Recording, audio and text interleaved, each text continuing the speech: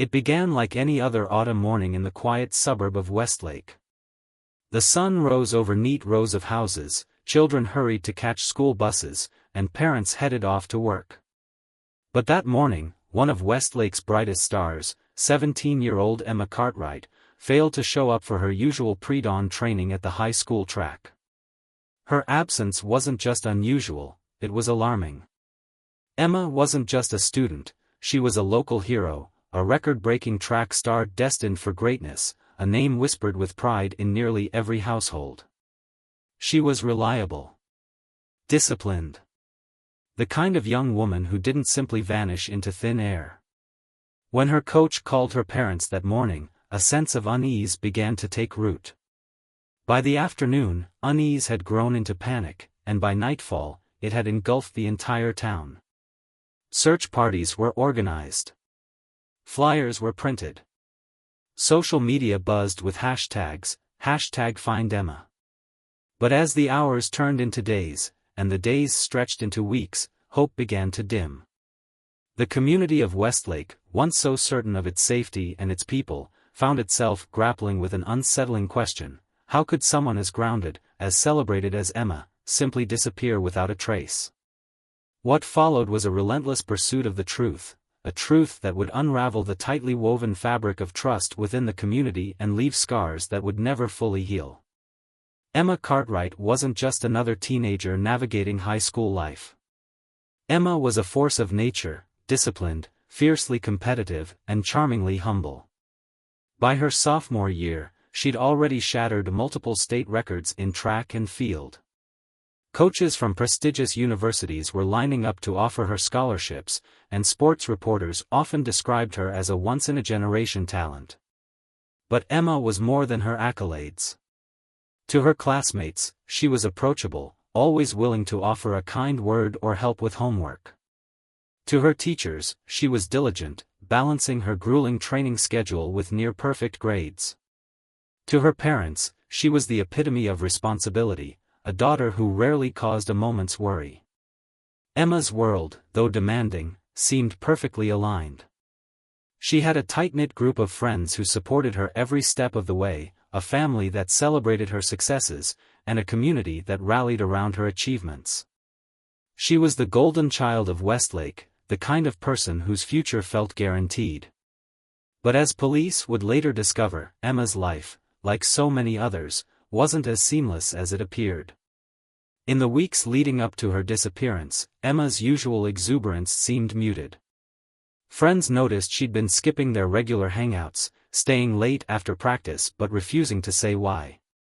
Teachers observed that her once flawless homework submissions were turning in late or not at all. And then there were the unexplained bruises. A detail so small it might have been ignored if not for everything that happened after. At the time, these were dismissed as the strains of being an overachiever, the kind of stress that comes with balancing high expectations. But in hindsight, they were puzzle pieces, pieces that, when fit together, would reveal the first cracks in the life everyone thought they knew. The question was no longer just, where is Emma? But also, what was happening to her in those final days? The answer would turn the investigation in a direction no one saw coming. On October 14th, Emma's day began like so many others, or so it seemed. Security cameras captured her leaving her family's home at 5:12 a.m., gym bag slung over her shoulder, heading toward the high school track. By all accounts, it was a routine morning. The streets were empty, the air crisp, the town still half asleep. But somewhere in the short walk between her front door and the track, a distance of less than a mile, Emma vanished. Her coach was the first to notice something was wrong. Emma was always the first to arrive, often beating him by several minutes. That morning, as he pulled into the empty parking lot at 5:30 a.m., there was no sign of her. He assumed she might be running late, unusual but not impossible. By 6 a.m., with no word from Emma, he called her parents. By 6:15, her father was on the phone with the police. Within hours, the search for Emma was underway. Police canvassed the area, interviewing neighbors, combing through security footage, and organizing search teams. Volunteers poured in by the dozens, forming lines to scour nearby wooded areas, parks, and abandoned buildings. Emma's friends and family took to social media, sharing her photo and pleading for information.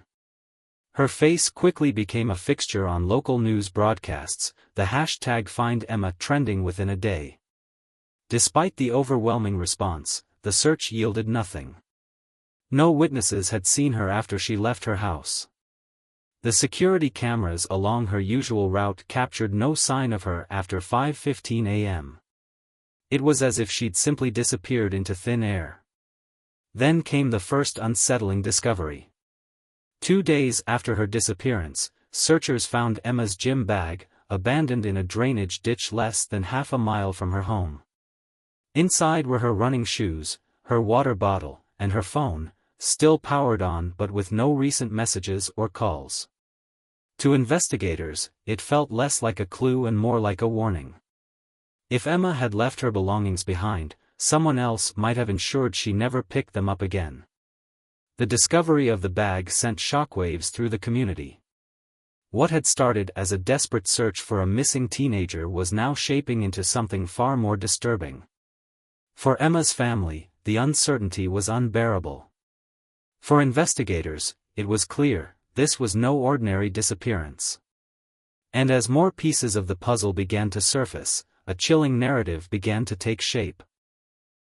One that no one in Westlake was prepared to confront. From the moment Emma's gym bag was discovered, the focus of the investigation shifted. What had initially been treated as a missing person case was now beginning to feel like something far more calculated. Investigators worked tirelessly, retracing Emma's last known steps, piecing together fragments of information, and delving into the details of her seemingly perfect life. The first breakthrough came from an unexpected source, Emma's phone. Forensic experts managed to extract location data from the device, revealing that it had last pinged near a construction site less than 2 miles from the high school. The site, surrounded by dense woods, was quickly cordoned off and searched extensively. There, among the debris, search teams discovered a single-track shoe, Emma's size, matching the ones from her gym bag. But there was no sign of Emma herself. Meanwhile, detectives turned their attention to the people closest to Emma. Her friends, teammates, and coaches were brought in for questioning. Most described her as driven and kind, but a few hinted at recent changes in her behavior. One teammate mentioned Emma had been unusually secretive, often sneaking away during practice to take phone calls. Another recalled seeing her arguing with someone in the school parking lot a week before she disappeared. When pressed for details, the teammate couldn't identify who Emma had been speaking to, but the argument, she said, seemed heated. Among the adults in Emma's life, one name kept coming up, Coach Daniel Brooks. As head of the track team, Brooks had worked closely with Emma for years. He described their relationship as professional and supportive, even going so far as to say she reminded him of his own daughter. But a deeper look into his background raised eyebrows. Brooks had recently gone through a bitter divorce, and one former student anonymously claimed he had a reputation for crossing boundaries with athletes, allegations that had never been substantiated. Brooks denied any involvement in Emma's disappearance, but investigators weren't convinced. His alibi for the morning she vanished was shaky at best, and his phone records showed multiple calls to Emma in the days leading up to her disappearance, calls he claimed were routine. Yet the messages they exchanged told a different story, a pattern of communication that went well beyond the typical coach-athlete relationship. As suspicion around Brooks grew, another clue surfaced, one that would complicate the investigation even further. A local resident reported seeing a dark SUV idling near the drainage ditch where Emma's bag was found. The sighting, dismissed at first as irrelevant, gained significance when the resident described a man stepping out of the vehicle. The man, she said, didn't look like Coach Brooks. For investigators, the case was becoming a labyrinth of contradictions. On one hand, Brooks seemed to have both motive and opportunity. On the other, the presence of an unknown man and a mysterious vehicle introduced a new thread, one that threatened to pull the investigation in an entirely different direction. Who was this man? And what role, if any, did he play in Emma's disappearance? As detectives pursued these leads, they began to uncover secrets Emma had carefully kept hidden, secrets that would take the case into uncharted territory. As the investigation deepened, Emma's carefully curated life began to unravel. What emerged was a picture far more complicated than anyone had imagined. Beneath the polished exterior of a star athlete lay a web of secrets that would turn the case on its head. Investigators began by focusing on the messages between Emma and her coach, Daniel Brooks. What initially appeared to be harmless exchanges about training schedules soon revealed a more troubling dynamic. The texts, spanning months, hinted at a growing familiarity, inside jokes, late-night messages, and a level of intimacy that raised red flags. When confronted, Brooks admitted to crossing professional boundaries but vehemently denied any physical relationship or involvement in Emma's disappearance. Still, the discovery painted him in a suspicious light. But Brooks wasn't the only one keeping secrets. As detectives combed through Emma's social media accounts and phone records, another name surfaced: Tyler Mason. Tyler, a 20-year-old college dropout with a history of petty crimes, had recently started working as a delivery driver in Westlake. Surveillance footage from a local diner showed Tyler and Emma sitting in a booth together just days before her disappearance. The two seemed engrossed in conversation, leaning in close, their faces tense. When police tracked Tyler down, his story was vague. He claimed he barely knew Emma, insisting their meeting was a chance encounter. But inconsistencies in his timeline and scratches on his forearms, scratches he couldn't adequately explain, made investigators suspicious. A search of his vehicle yielded another chilling discovery: a single strand of blonde hair wedged in the back seat, a hair that would later be confirmed as Emma's. And then came the diary. Hidden in a locked drawer in Emma's bedroom, the journal provided a glimpse into her private world. In its pages, Emma wrote about feeling trapped, overwhelmed by the pressure to succeed and uncertain about her future. She described late-night meetings with a friend who understood her in ways no one else could. While she never mentioned Tyler by name, the details matched his description. More troubling were her entries about receiving anonymous threats, cryptic messages warning her to stay away from someone she referred to only as D. Was D Coach Brooks? Was it someone else entirely? The diary raised more questions than answers, but it confirmed one thing: Emma had been living a double life, one that few people in her world had been aware of. As the investigation continued, it became clear that Emma's disappearance wasn't the result of a random act of violence. It was deliberate, planned, and deeply personal. The two prime suspects, her trusted coach and the enigmatic outsider, seemed connected to her in ways that were both troubling and tangled.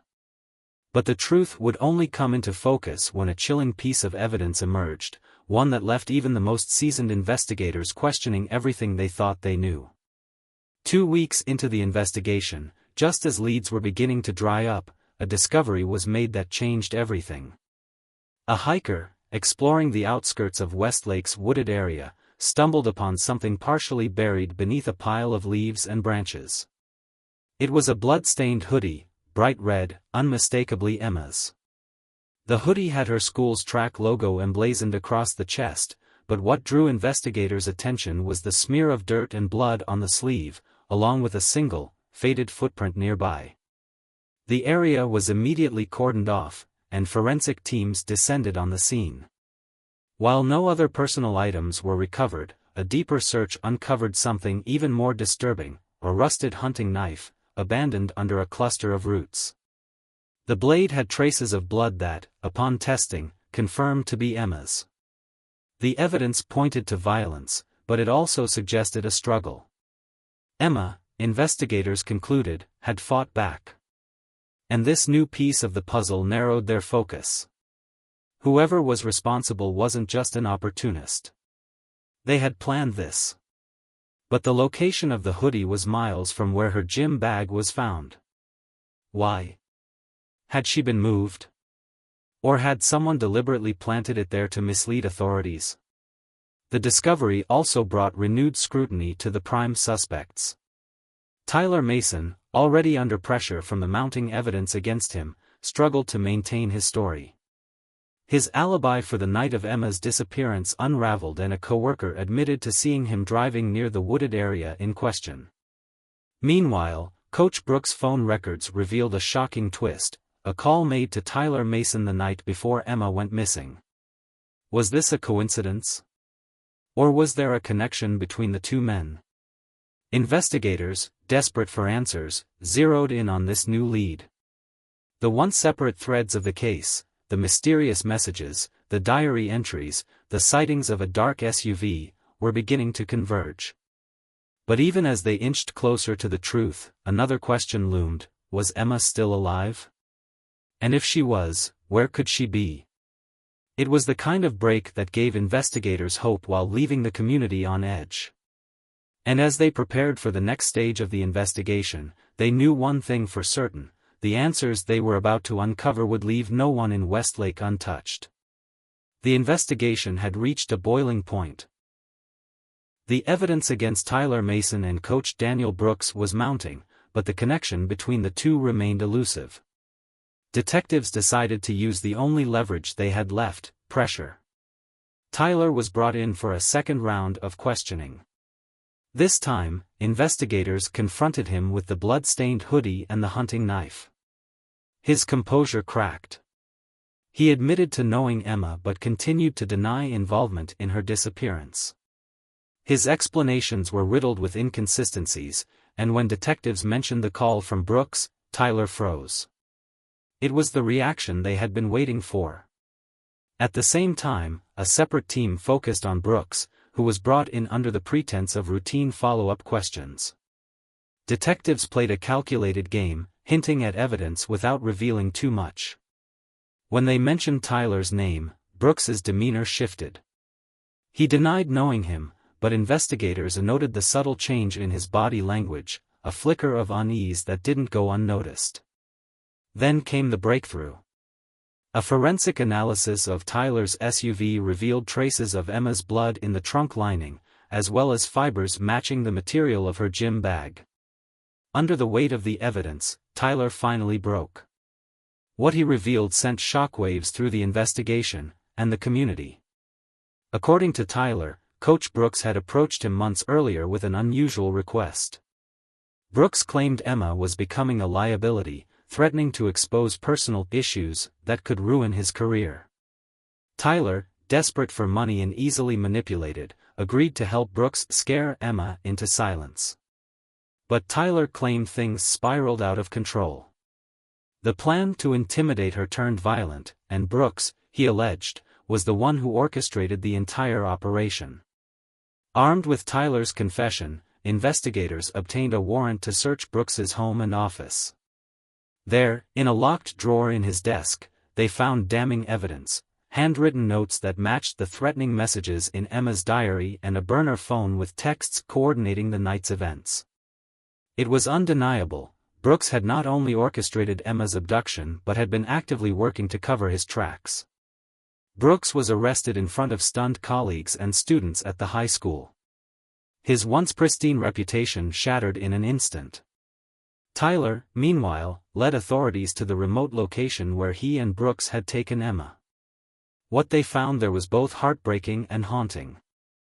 Emma's body was discovered in a shallow grave near an abandoned cabin deep in the woods.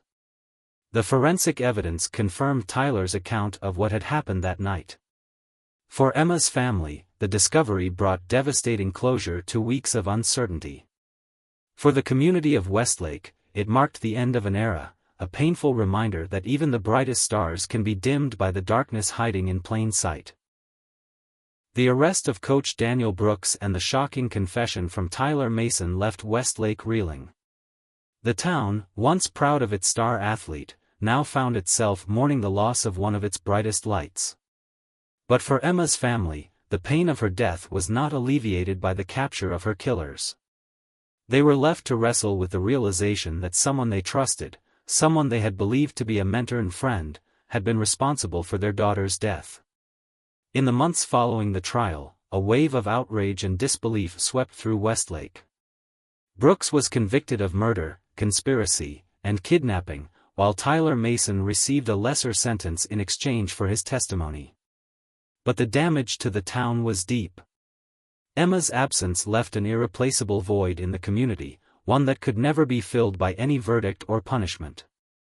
The investigation had exposed cracks in Westlake's seemingly perfect image. The truth about Emma's final days revealed the dark undercurrent of pressure, manipulation, and fear that had been present all along. A town that had prided itself on its unity and safety now grappled with the harsh reality that evil can sometimes lie just beneath the surface, even in places that seem most idyllic. For the Cartwright family, healing would take years. Emma's parents, forever haunted by the knowledge that their daughter had suffered in silence, withdrew from public life. They spoke openly about their loss only in interviews with the media, their voices always tinged with a mix of heartbreak and anger. Their daughter's legacy, once defined by her athleticism, became a symbol of the dangers of unchecked power and control. The story of Emma Cartwright, once filled with promise and possibility, became a chilling reminder that even the most picture-perfect lives can hide tragic, hidden realities. As for the town of Westlake, the scars of this case would remain for generations. The faces that once smiled in pride now wore expressions of somber understanding. Trust had been shattered, and no one, least of all the residents, would ever forget the story of Emma, the athlete who vanished, only to reveal a truth too dark to ignore. If you found this story compelling, we'd love to hear your thoughts in the comments section below. And if you stand against violence and support spreading awareness, please hit the subscribe button to join our community. Together, we can shine a light on the stories that matter.